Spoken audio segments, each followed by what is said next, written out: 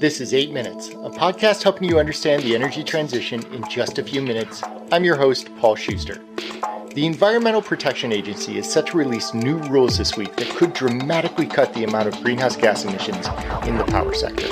On the heels of big wins with the Inflation Reduction Act and the Infrastructure Investment and Jobs Act, the Biden administration is set to propose ambitious limits on coal and gas-fired plants. Similar to the EPA's rules that govern tailpipe emissions from cars, these rules could be a big tool to address emissions from power plants. But there's likely to be any number of lawsuits from conservative states, legislators, and companies ready to test whether the EPA has jurisdiction to govern these emissions. And the Supreme Court did strike down the Obama administration's Clean Power Plan.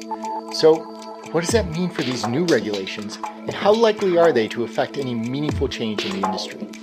8 minutes. It's how long it takes the sun's rays to hit Earth, or about how long it takes the average coal plant to emit 76.5 tons of carbon into the atmosphere. So yeah, there's a need to address that.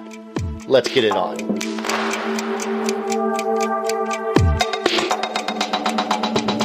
The Biden administration has some big wins on its hand with the passage of the IIJA and the IRA bills.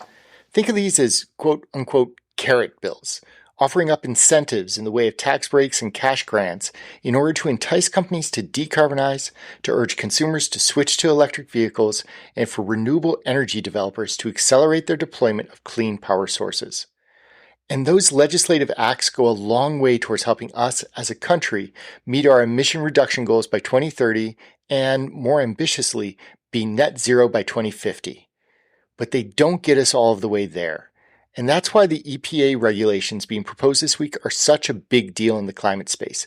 They have the potential to fill in one of the remaining big gaps in the puzzle, if it passes in federal court. See, power generation is still the second biggest contributor of greenhouse gas emissions next to transportation. For that matter, if we believe the growth forecasts in electrification of vehicles, the power needed for transportation is likely to shift from gasoline to electricity, and the power sector is going to be even that more important to decarbonize.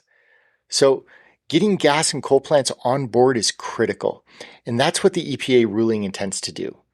Frankly, there's some precedent for how they're going about constructing this rule.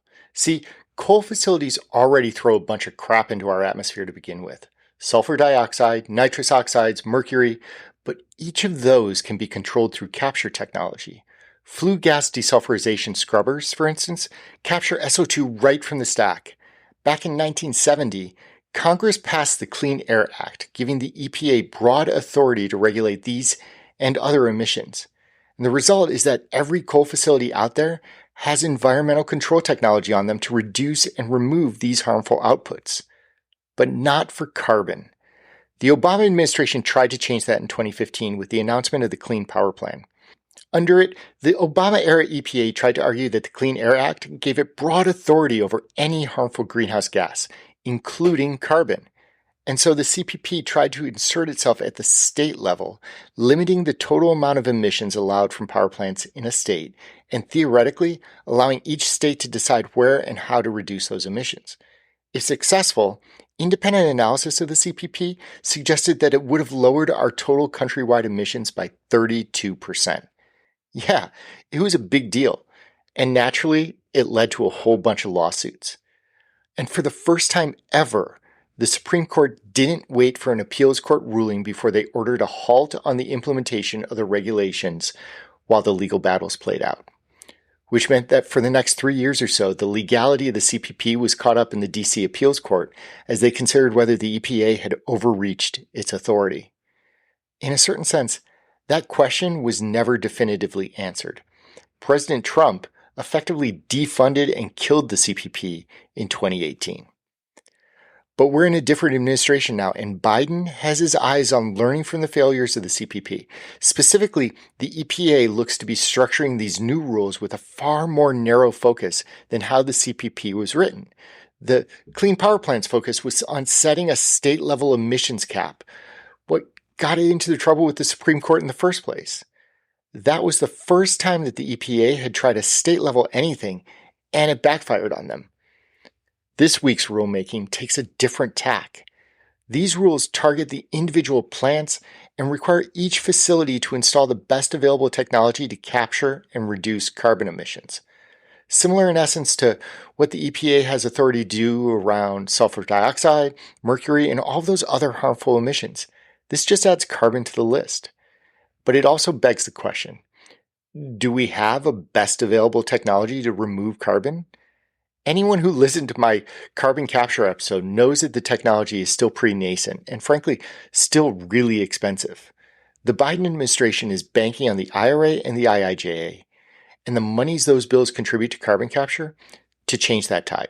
CCUS could become viable within a few years, and the EPA wants the ruling in place to require all fossil fuel plants to install those systems. CCUS won't be a nice to have. It'll be a requirement. The implication? The Rhodium Group estimates that the dual legislative victories of the IIJA and IRA get us within striking distance of our 50% reduction goal by 2030. Those bills should get us a 40% reduction. This EPA ruling would take us over the top. It's big, but there's no guarantee that it'll survive the legal challenges that are coming its way. And with a Supreme Court that's heavily weighted towards conservatives, there's frankly no way to know whether the EPA will be able to administer these rules or not. The Biden administration has specifically structured this rulemaking based on the feedback and lessons learned from the CPP, but it still may not be enough. And frankly, even if it does pass, future administrations may find it politically expedient to rewrite and alter the intent of the regulations. Legislation is difficult to unwind, but agency rules are a little more malleable, which is why Biden's rolling it out now. Sure, it'll look great on his resume as he launches into campaign season for 2024, but the reality is that unless he's granted a second term, these regulations may be unwound even without a judicial ruling. As strong as the IIJA and IRA have been in accelerating our transition to a cleaner, decarbonized economy, policymakers have always known that the carrot would eventually need a stick. Let's not beat around the bush. If this holds up, a lot of fossil-fueled power plants are going to shut down. And the ones that stick around are going to invest heavily into carbon capture tech, which is likely to drive power prices up even more. But without that stick, nothing was going to get done on the legacy power fleet as it relates to climate. Watch the news this week as the rulemaking makes headlines. I'm Paul Schuster, and this has been your 8 Minutes.